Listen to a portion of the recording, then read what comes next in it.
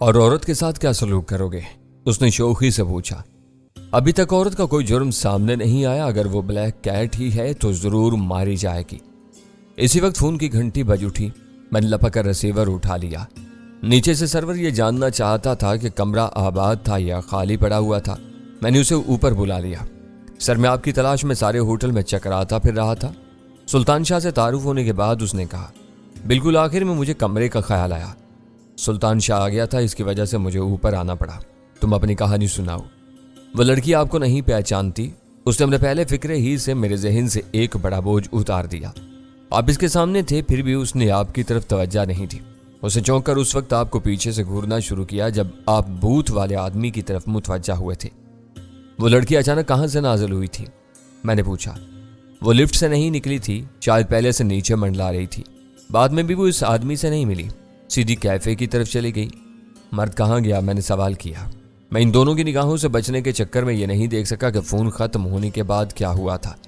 मैं इसी के साथ लिफ्ट में सवार होकर ऊपर गया था। वो 7वीं मंजिल पर उतरा था। मैं उसका कमरा देखने में कामयाब नहीं हो सका।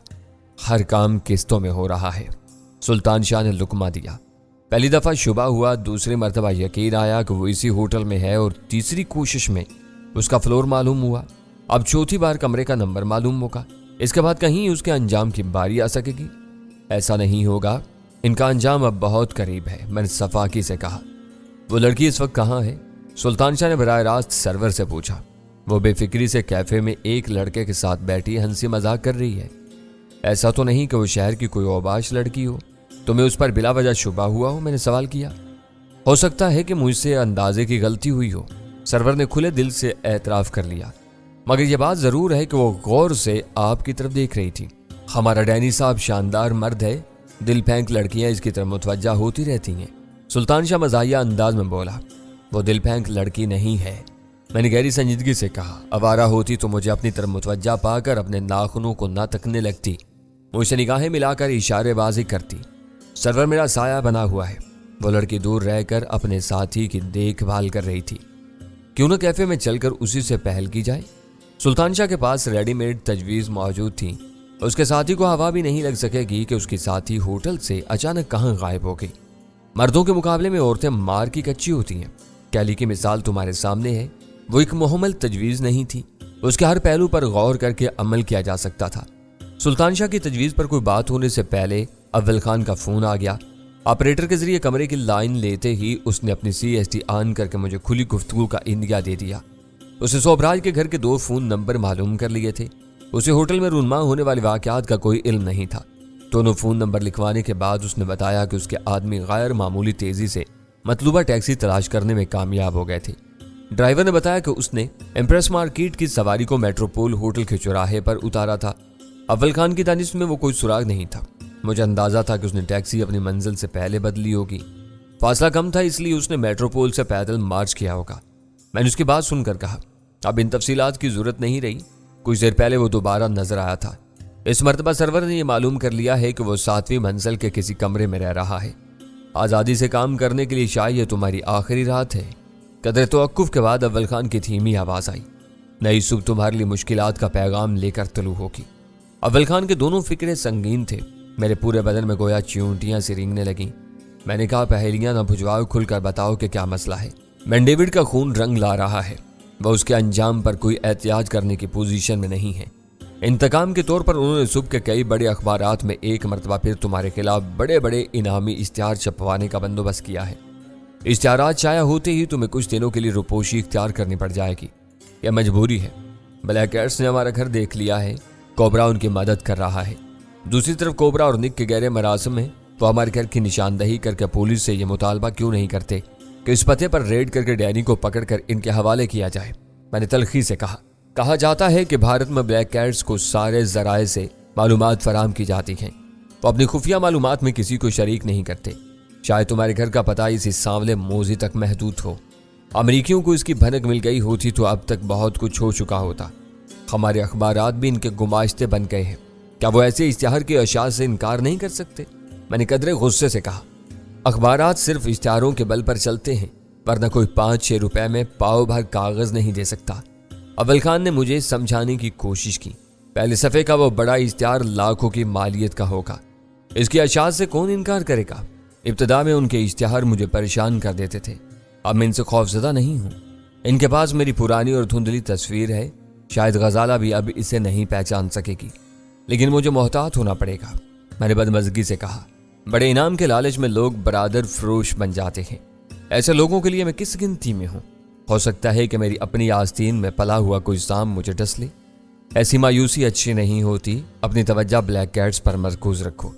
सुबह के अखबारात बाजार में आने से पहले इनका कोई बंदोबस्त करो। क्या STF मौजूदा हालात में मेरी तरफ से इनमें से किसी एक का तोहफा कबूल कर लेगी? मैंने पूछा। तुम बिला वजह तलख हो रहे हो। तुम चाहो तो मैं अभी भारी नफरी वहां भेज देता हूँ। मेरे आदमी तुम्हारे हुक्म पर आग में कूद पड़ेंगे, मगर सोबराज की तरफ नहीं जाएंगे। इस वक्त मेरे सीने में वाकई लावा सा खोलने लगा था। तुम मुझे सबूत फराहम कर दो कि सोबराज ही हशमत और कोबरा बना हुआ था। तुम देखना कि मैं इसकी कैसी दुर्गत मनाता हूँ। तुम अच्छी तरह जानते हो कि इस मरहले पर इसके खिलाफ सबूत फराहम करना कितना मुश्किल काम है। मैं सब कुछ जानता हूँ, मगर कहीं ना कहीं मेरे हाथ भी बन जाते हैं। उसकी आवाज़ में बेबसी उतर आई। सोबराज बहुत मुश्किल केस है। इस वक्त टॉम और निक के सीनों पर सांप लौट रहे हैं। बिन डेविड की खुदकुशी ने इन्हें दीवाना कर दिया है। मुझे उड़ती उड़ती सी खबर मिली है कि इन दोनों ने मुश्तरका तौर पर हमारी वजारत दाखिला से जुबानी मुतालबा किया है कि मेरा और कर्नल दावर का किसी और स्टेशन पर तबादला कर दिया जाए। ओह, तो कर्नल दावर इनके आसाब पर इतना सवार है। मैंने तज़हीक आमेज अंदाज में कहा। और ये जुबानी मुतालबा क्या मानी रखता है? कर्नल दावर बनकर तुम कई बार मेरी फोर्स की भरपूर नुमाइंदगी कर चुके हो, और अब अर्जुन भी कर्नल दावर की कलाबाजी की वजह से मारा गया है।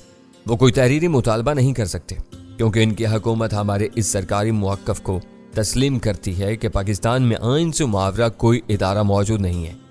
मगर गैर सरकारी तौर पर वो सब कुछ जानते हैं। मैंने उसकी बात काट कर कहा, तो क्या वजारत दाखिला तुम्हें कहीं और भेज रही है? हमारा किसी वजारत से कोई ताल्लुक नहीं।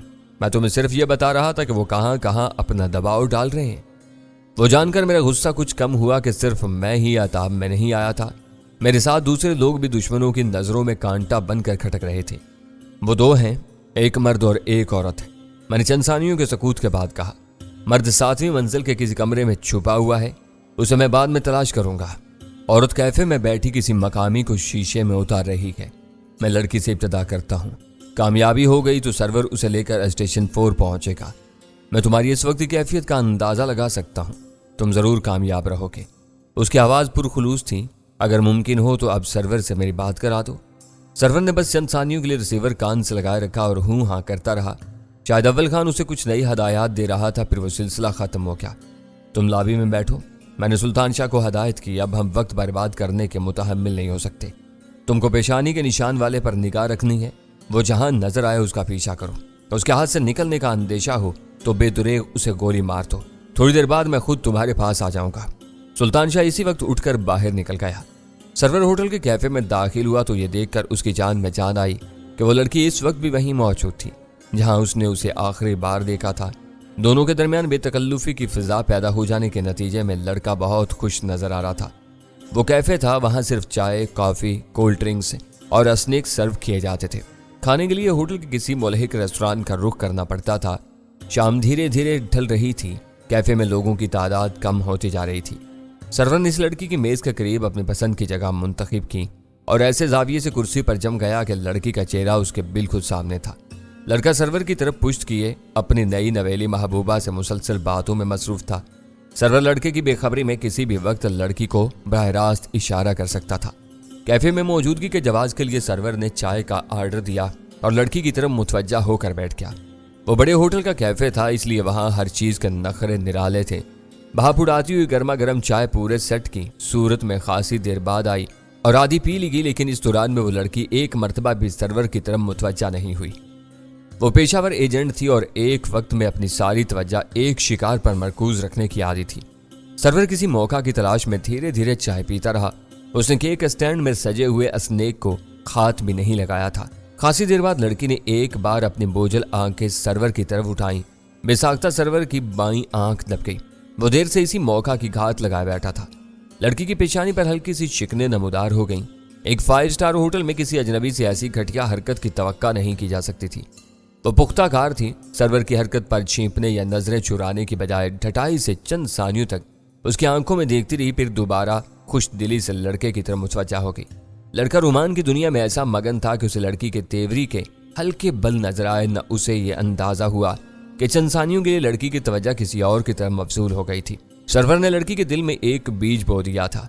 लड़की ने जरा सी देर के बाद इरादी तौर पर उसकी तरफ नजरें उठाई। सरवर ने उसे आंख मारकर अपने सर को आगे की तरफ चुंबी थी। वो वाज़े तौर पर लड़की को अपनी तरफ बुलाने का इशारा था। सरवर ने यह एहतियात रखी थी कि इस दौरान बिल्कुल संजीदा रहा था। उसने किसी लिच्चरपन का मुजाहरा नहीं किया था।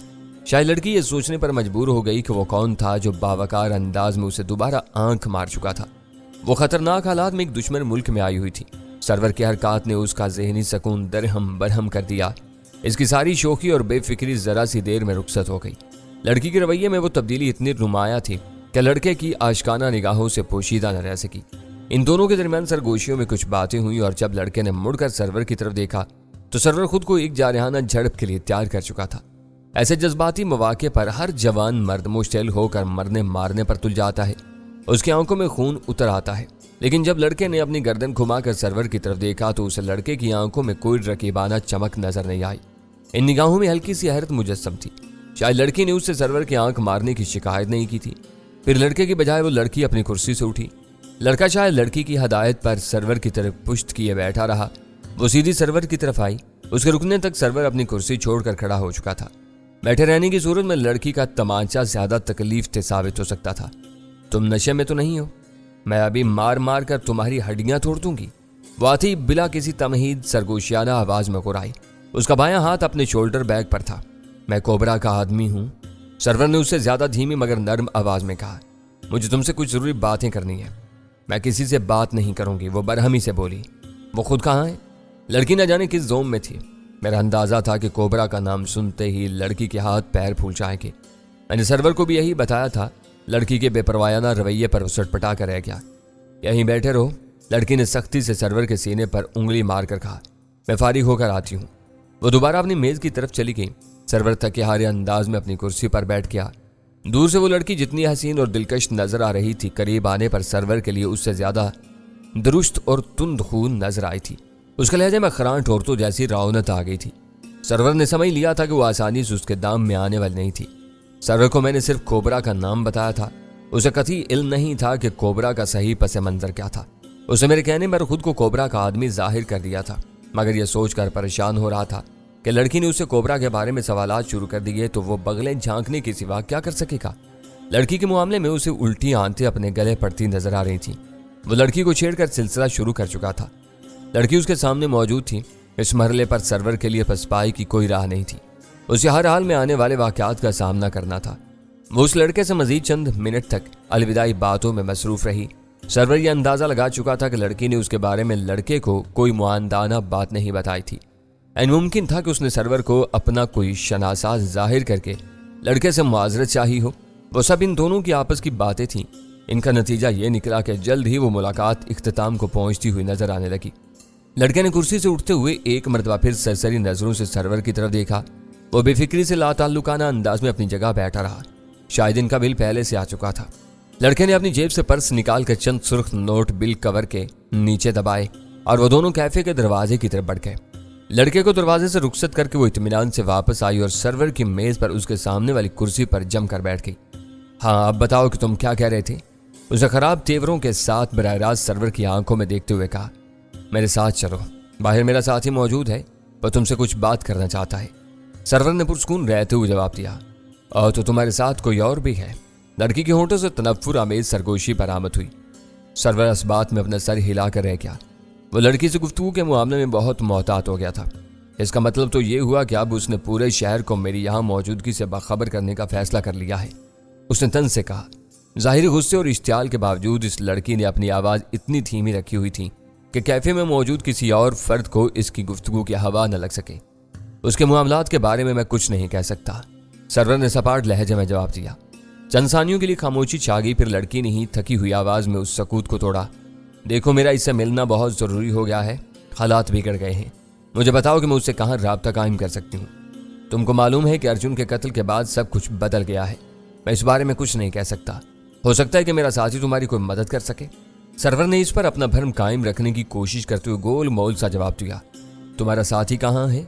लड़की ने सरवर के चेहरे से नजरें हटाए बगैर पूछा। पार्किंग में हमारा इंतजार कर रहा होगा। लड़की रवानगी के लिए आमादा हो गई। वेटर ने अपने तजर्बे की बिना पर उनकी रवानगी का अंदाजा लगा लिया था। वो बिल समेत करीब ही मौजूद था। सरवर उसे फारिग करके उठ गया और वह दोनों होटल से नकाज के रास्ते की तरफ चल दिए। लड़की ने यकायक बिल्कुल खामोशी इख्तियार कर ली थी। वो फितरी तौर पर बहुत मोहतात मालूम होती थी।